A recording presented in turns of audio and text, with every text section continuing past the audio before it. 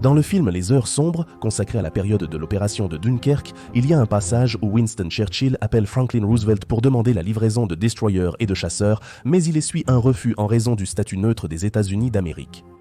Franklin Roosevelt propose plutôt de fournir des chevaux aux Britanniques en lutte via le Canada. Bien qu'inventée, la conversation reflète l'esprit des négociations entre les deux hommes politiques qui correspondaient par écrit à cette époque. Les États-Unis souhaitaient fermement éviter de s'impliquer dans le conflit. La Grande-Bretagne ne recevra la première aide que 4 mois après l'évacuation des forces britanniques de France. En ce qui concerne l'Ukraine, le Congrès américain approuvera le premier paquet d'aide 2 jours après le début de l'invasion russe à grande échelle. Il sera livré 2 jours plus tard, bien que les risques pour les États-Unis aient été plus élevés qu'au début de la Seconde Guerre mondiale. Rappelons que les livraisons militaires avaient déjà lieu avant le 24 février 1906. Et cela s'explique moins par la détermination que par la prise de conscience des conséquences de l'indécision. Il est donc crucial que les Américains ordinaires comprennent la nature de la guerre russo-ukrainienne et où se trouve la vérité. Dans ce contexte, l'interview de Volodymyr Zelensky au célèbre commentateur conservateur américain Ben Shapiro, qui compte 7 millions d'abonnés, est opportune. Car elle influence cette partie du public qui, disons-le, est sceptique quant à l'aide apportée à Kiev.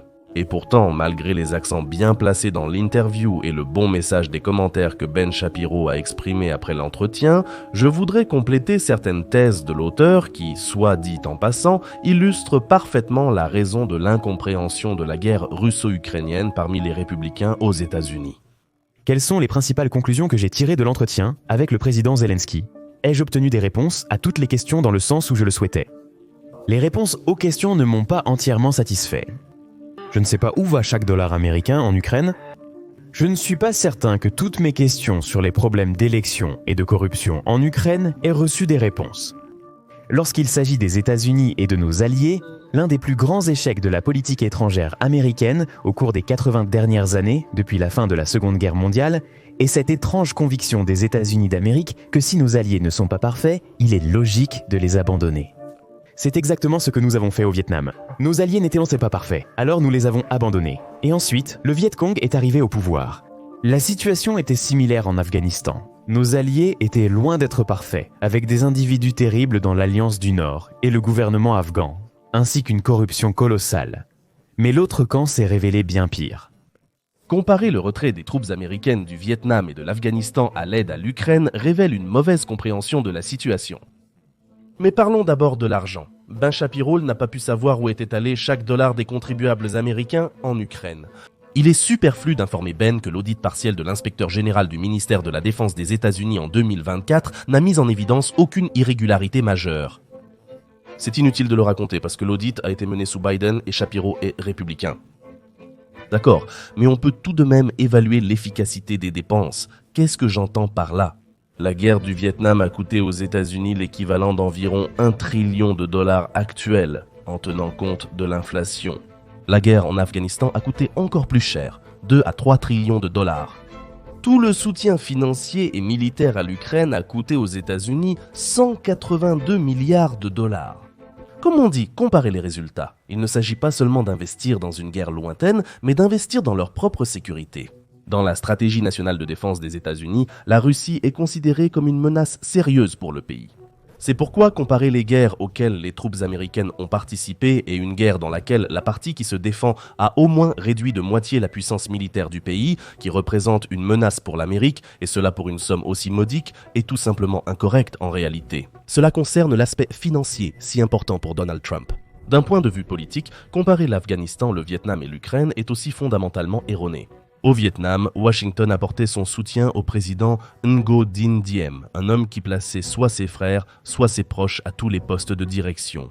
Un homme qui a reçu des contribuables américains 28 milliards et demi de dollars, ce qui, en valeur actuelle, représente plus de 260 milliards de dollars, soit une somme comparable à toute l'aide accordée à l'Ukraine. Pourtant, Ngo Dinh Diem n'a jamais réussi à créer une armée capable de tenir tête, ne serait-ce qu'à égalité au Nord-Vietnam, ce qui a obligé l'Amérique à envoyer ses propres soldats. L'Ukraine, quant à elle, où des élections libres et ouvertes ont eu lieu en 2019, a réussi, sans recevoir de subventions importantes des États-Unis avant l'invasion à grande échelle, à construire une armée qui non seulement a arrêté la deuxième armée du monde, mais lui a également infligé une série de défaites douloureuses. Quant à établir des parallèles entre le gouvernement ukrainien et le gouvernement d'Ashraf Ghani, qui a coûté au Trésor américain 110 milliards de dollars actuels et qui a fui Kaboul alors qu'il n'y avait pas encore un seul taliban dans la ville, je considère cela tout simplement inapproprié. Mais ce n'est pas vraiment une critique de Shapiro, c'est plutôt un complément important. C'est un contexte qui permettrait à l'Américain moyen de regarder la guerre en Ukraine à travers la bonne optique. Pour le reste, Shapiro a bien saisi le fond du problème. Pour comprendre ce que dit exactement Poutine, il faut étudier attentivement les travaux de celui qu'on appelle le cerveau de Vladimir Poutine. Il s'appelle Alexandre Douguine. J'ai consacré beaucoup de temps à étudier les travaux de Douguine, car il est essentiel de comprendre ses ennemis géopolitiques avant de les juger. Douguine est sans aucun doute un ennemi des États-Unis d'Amérique. Il est discutable de dire qu'Alexandre Douguine est le cerveau de Poutine. Les idées de l'eurasisme, de la voie particulière de la Russie et de la Russie comme pays gouverné par Dieu ont été exprimées par de nombreux philosophes, dont Ivan Ilyin, constamment cité par Poutine. Mais c'est très bien que l'on prête attention à Douguine. Je vais expliquer pourquoi. Alexandre Gelievitch est l'un de ceux qui ont su formuler cette idée impérialiste et chauvine dont s'inspirent les dictateurs russes. Et il est tout à fait juste que Shapiro voit la cause première des actions de Poutine non pas dans le désir de s'opposer à l'OTAN, ni dans la volonté de s'enrichir en s'emparant de plus de terres rares, ni dans le désir de protéger la langue et la culture russe. Non, Poutine est animé par autre chose. Il voit dans ses actions un messianisme que Douguine a justement su décrire. Le dictateur russe recrée un empire et tous ceux qui se trouvent sur son chemin seront soit asservis, soit détruits. Ben semble commencer à comprendre cela, car il s'exprimait différemment avant. Mais ce n'est plus si important. L'essentiel, c'est ce qu'il dit maintenant. De quoi la Russie a-t-elle besoin pour accomplir sa mission messianique ? Douguine prône la destruction de l'OTAN, affirmant qu'elle représente la mission américaine de l'atlantisme sous une forme platonicienne et doit donc être détruite. Selon lui, Moscou doit libérer l'Europe du contrôle des États-Unis et de l'OTAN. Oui, encore une fois, vous ne pouvez même pas imaginer à quel point il est important que Ben Shapiro exprime ses idées devant un public américain. Je vous assure que l'adoucissement de la rhétorique de l'administration de la Maison-Blanche envers l'Ukraine est en partie le mérite de Ben. Mais c'est aussi important pour une autre raison. Je vous ai déjà raconté que parmi les plus grands politologues américains, comme John Mearsheimer, Stephen Wall, George Friedman ou encore Jeffrey Sachs, la version dominante est que Poutine, disons-le ainsi, a été provoqué. Tous affirment, de façon plus ou moins voilée, qu'en élargissant l'OTAN vers l'Est, l'Occident cherchait à contenir la Russie. Tous ces politologues renommés utilisent des euphémismes. Ils disent que, bien sûr, le gouvernement des États-Unis ne l'admettra jamais. Mais tout le monde comprend que l'essence même de l'alliance a toujours été de s'opposer à la Russie. Certains libéraux russes leur donnent raison, ceux qui condamnent la guerre en Ukraine et en même temps partagent les préoccupations de Poutine, selon lesquelles l'élargissement de l'alliance menaçait la sécurité de la Fédération de Russie. Et il semble en effet qu'une alliance militaire qui s'approche des frontières d'un État soit difficile à qualifier de politique amicale, mais il y a un bémol. Quand ça a commencé à se propager, les premiers Baltes s'en sont subitement rappelés. Par la suite, tous ont affirmé, en tant qu'État souverain, nous pouvons résoudre cela au sein de l'Union dans laquelle nous nous sommes rassemblés. Et comme une opposition. Et en réaction à cela, là-bas, au comité central et au comité de la sécurité d'État, l'idée est née qu'il fallait maintenant inciter les républiques autonomes afin de les mettre devant le fait accompli. En particulier, par exemple, les Géorgiens, que vous voulez quitter l'Union soviétique, mais alors l'Abkhazie ou l'Ossétie du Sud se sépareront de vous. Et c'est la même chose pour la Transnistrie et ainsi de suite. Et cela a été créé artificiellement. La révélation d'Andreï Kozyrev, Premier ministre des Affaires étrangères de la Fédération de Russie, est un secret de Polichinelle. Après la chute de l'Union des républiques socialistes soviétiques, les services secrets russes ont rapidement commencé à fomenter des mouvements séparatistes aux frontières de l'ancien empire soviétique. On peut illustrer ce travail en prenant l'exemple d'un employé typique du comité de la sécurité d'État de l'époque. Vladimir Antiofeyev, actuellement premier vice-premier ministre de la République populaire de Donetsk, autoproclamé et non reconnu, il a d'abord participé au sein de l'Otriad Mobilny Osobogo Naznachenia de Riga, tentant d'empêcher la Lituanie de quitter l'Union.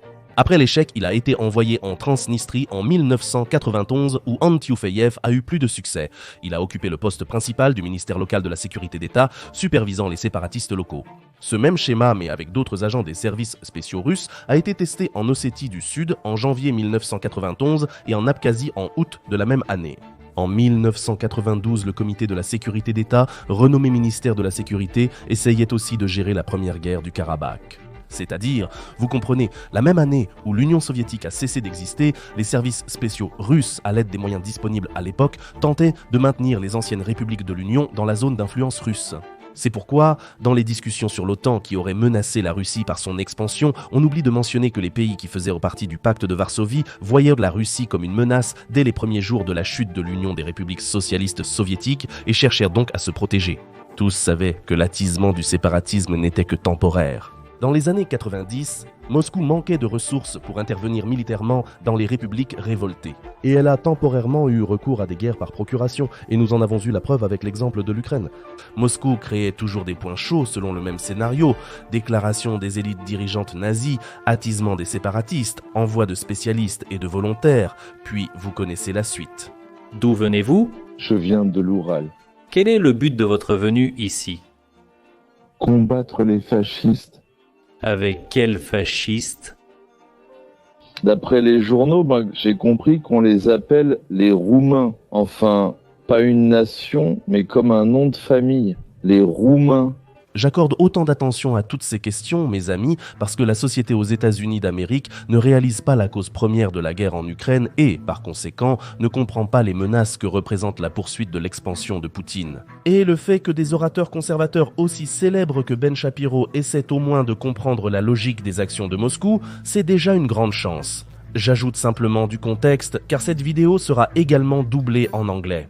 Pour ceux que ça intéresse, abonnez-vous à ma chaîne Telegram, j'y parlerai plus en détail de l'état de préparation de la chaîne anglophone et de l'idée générale du projet. Son lancement est imminent. Mais revenons à Shapiro. Comment commenteriez-vous l'accusation selon laquelle l'Ukraine ne serait en réalité qu'un refuge pour la décadence occidentale ? Qu'il s'agit d'un pays libéral en décomposition qui soutient toutes les idées sociales de gauche ? C'est pourquoi les conservateurs aux États-Unis, par exemple, n'ont pas à se soucier de l'Ukraine, car en réalité, la Russie est un pays plus religieux et conservateur. Bien que Volodymyr Zelensky ait bien mené l'entretien avec Shapiro, la réponse à cette question qui préoccupait en réalité le plus l'audience de Ben était malheureusement incomplète.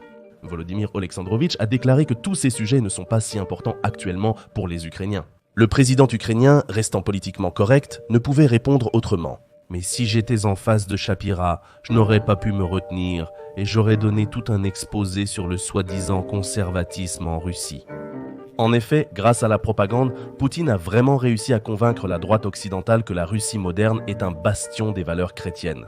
C'est une puissance qui s'oppose aux tendances gaucho-globalistes, à la politique migratoire absurde, aux idées woke, aux personnes transgenres et à d'autres concepts de diversité, d'équité et d'inclusion.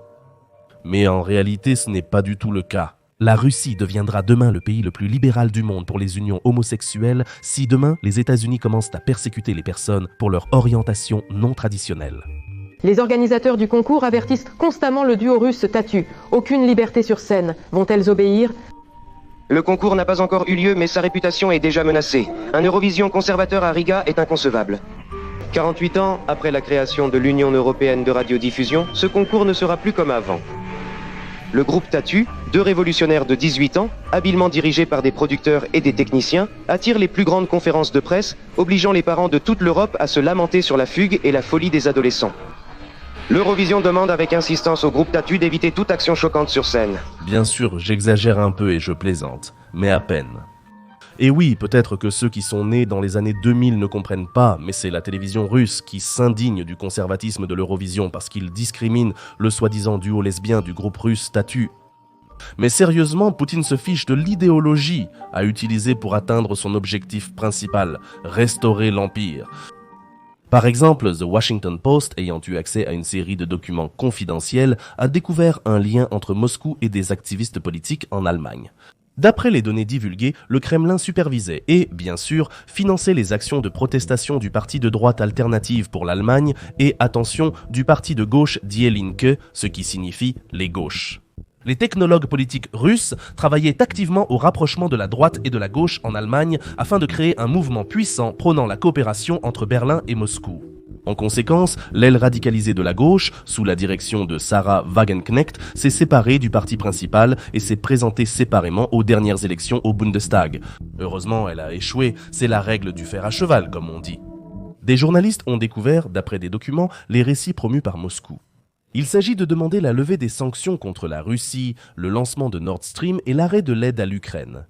Le lien vers l'enquête sera dans la description, l'essentiel est compris. En vérité, peu importe à Poutine de collaborer avec la gauche ou la droite, son objectif principal est de briser l'unité en Europe et au sein des différents États de l'Union européenne. Source. Une source de la Washington Post dans le domaine de la sécurité estime que certaines manifestations en Allemagne ont effectivement été initiées par des technologues politiques russes. Les documents du Kremlin obtenus par les services de renseignement révèlent que les slogans utilisés lors des manifestations à Leipzig et à Neustrelitz y figuraient. Le plus intéressant est que le Kremlin avait probablement l'intention de créer un nouveau mouvement politique en Allemagne. Il était prévu de reconfigurer le parti alternatif pour l'Allemagne, de l'unir avec les forces de gauche et de créer un parti de l'unité allemande capable d'obtenir la majorité aux élections. Comme je vous l'ai déjà dit, Poutine fait entrer des migrants en Europe via la Russie et la Biélorussie, tout en attisant les sentiments anti-migrants dans le vieux continent.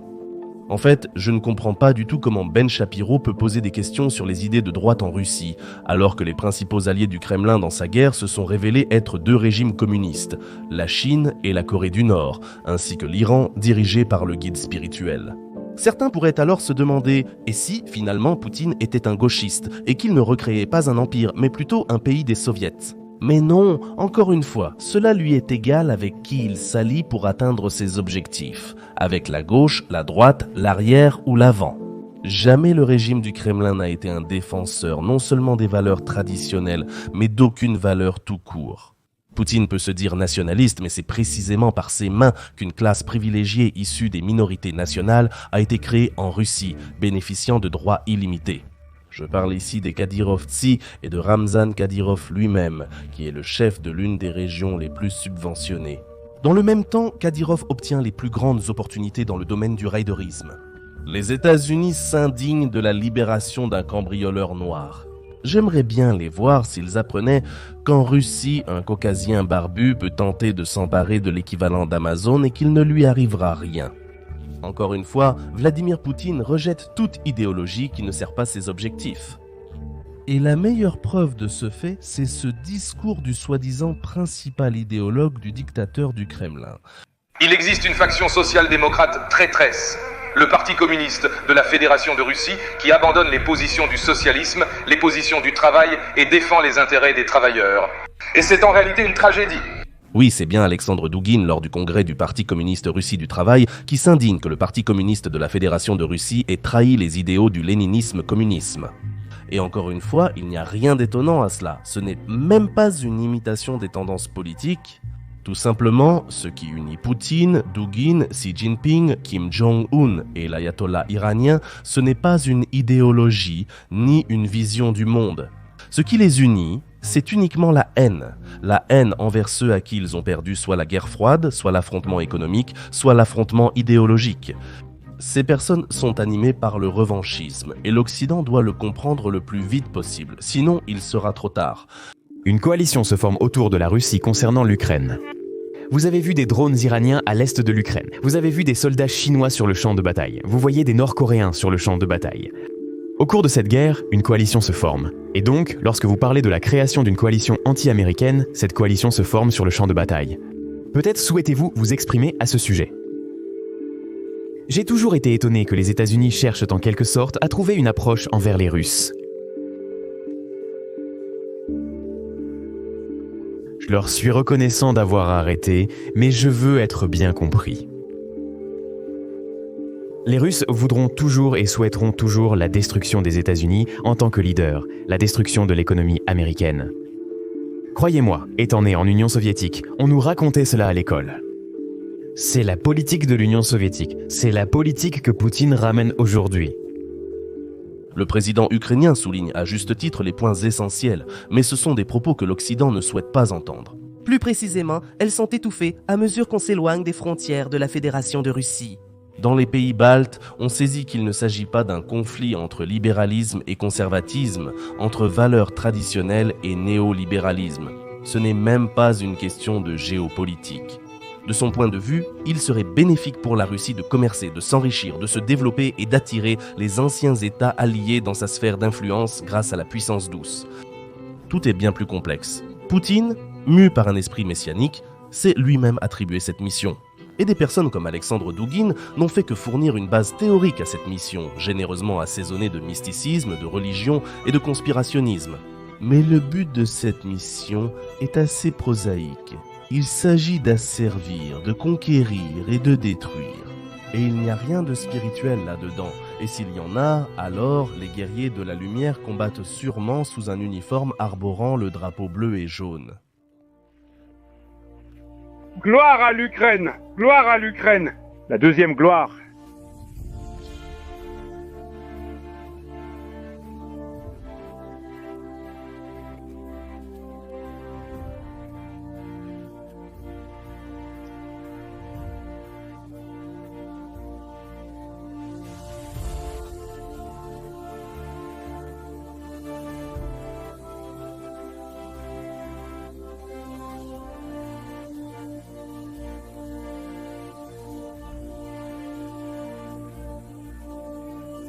Pendant que j'écrivais cette vidéo, j'ai inventé cet aphorisme. Dans une dictature, la vérité sert le pouvoir. Dans une démocratie, le pouvoir doit servir la vérité. Je comprends combien d'objections cela peut susciter chez vous. Je ne considère pas non plus cette affirmation comme une vérité absolue, croyez-moi. Mais simplement, quand je vois comment la rhétorique de la Maison-Blanche change, comment la rhétorique de Donald Trump change, lui qui, encore hier, appelait Zelensky un dictateur et comprenait les frappes de missiles russes sur des immeubles résidentiels et qu'aujourd'hui Donald adoucit clairement son discours, je ne peux que constater le fait que, quoi qu'on en dise, les institutions démocratiques fonctionnent. Bien entendu, si les journalistes, blogueurs, publicistes et citoyens américains n'avaient pas abordé le sujet de la guerre en Ukraine, il est peu probable que Donald aurait modifié son approche envers la Russie et l'Ukraine. Et maintenant, il semble qu'un rayon d'espoir apparaisse. Nous poursuivons donc nos tâches comme il se doit. Bien que, comme toujours, c'est à vous de décider d'être ou